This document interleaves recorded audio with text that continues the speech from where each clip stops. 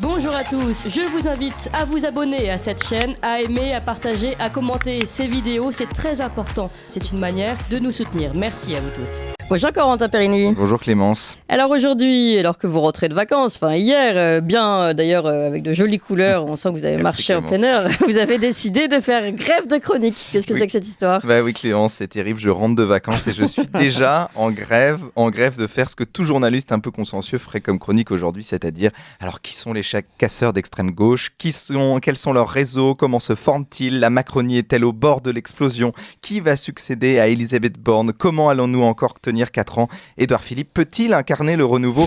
Bref, tout va mal, hein, vous l'avez compris, même la ville de Landerneau n'a pas réussi à détrôner la commune allemande de Lochringen qui détient officiellement le record du plus grand rassemblement de Schtroumpfs au monde. Figurez-vous que Landerneau, ils ont réuni seulement 2600 Schtroumpfs ce week-end, alors que Lochringen avait réuni 2700 Schtroumpfs. Voilà, donc à 100 Schtroumpfs près, on avait le record. Donc bref, vraiment début de semaine compliquée et déprimante. Alors que faire tout de même pour changer les choses, Corentin ? Moi, j'ai envie de retourner en vacances au fin fond du Vercors et de ne dépendre de personne, de marcher, de vivre sous tente, de faire des feux le soir et de m'endormir en lisant Saint-Exupéry. Mais ça va pas changer le monde tout ça. Alors, oui et non Clémence. Vous savez, Sylvain Tesson nous le dit dans son livre Les Chemins Noirs, dont l'adaptation cinématographique est en salle en ce moment avec Jean Dujardin, on en parle un jour sur deux dans cette émission.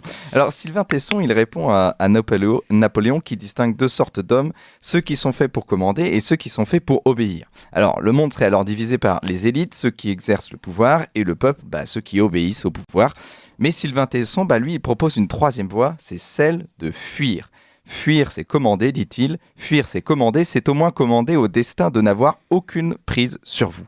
Alors, le destin, dans cette phrase, pourrait être remplacé par l'État et le marché. Alors, faire en sorte que ces deux institutions, l'État et le marché, n'aient plus de prise sur vous, mais que ça soit nous qui ayons une prise sur eux. Fuir, non pas pour désinvestir la cité, mais pour l'habiter autrement et la soumettre à notre liberté. Vous savez, le poète Thomas Eliot nous l'annonçait, dans un monde de fugitifs, celui qui prend la direction opposée aura l'air d'un déserteur. Alors, comment fuir la Macronie sans déserter ? Comment prendre la fuite sans déserter ? Alors, nous n'avons pas beaucoup de pouvoir à notre niveau, mais on peut refuser ce qui ne nous élève pas et qui exerce un trop grand pouvoir sur nous, avec des petits actes concrets. Alors moi, je vous propose plus de McDonald's, plus de Uber Eats, plus de Netflix, plus d'Amazon, plus de Coca, plus de réseaux sociaux, mais à la place, on va faire sa cuisine soi-même, française, on va faire avec des produits du terroir, on va aller au théâtre, on va faire du théâtre, on va lire des lectures saines, on va soutenir la petite librairie du coin, on va apprendre à faire de la musique, on va pratiquer la convivialité d'antan. Pour lutter contre la Macronie, il faut retrouver une vraie sobriété. Pas celle décidée pour nous, due à l'incompétence d'un État, mais une sobriété, pas une sobriété seulement matérielle et extérieure, mais une sobriété en soi-même, une sobriété enivrante de vertu et une sobriété qui permet à chacun de retrouver une petite autonomie, une petite souveraineté à son échelle. Mais alors pour tout ça, pour être enivré par sa sobriété, ce qui manque le plus pour être libre, c'est du silence. Voilà, la machine médiatique nous fait croire qu'il faut répondre au bruit par le bruit, et pourtant nous n'avons jamais eu autant besoin de silence. Dans son livre « La force du silence », le cardinal Sarah nous le dit, le silence est la plus grande liberté de l'homme. Aucune dictature, aucune guerre, aucune barbarie ne peut lui enlever ce trésor divin. Alors faisons-nous entendre en faisant silence.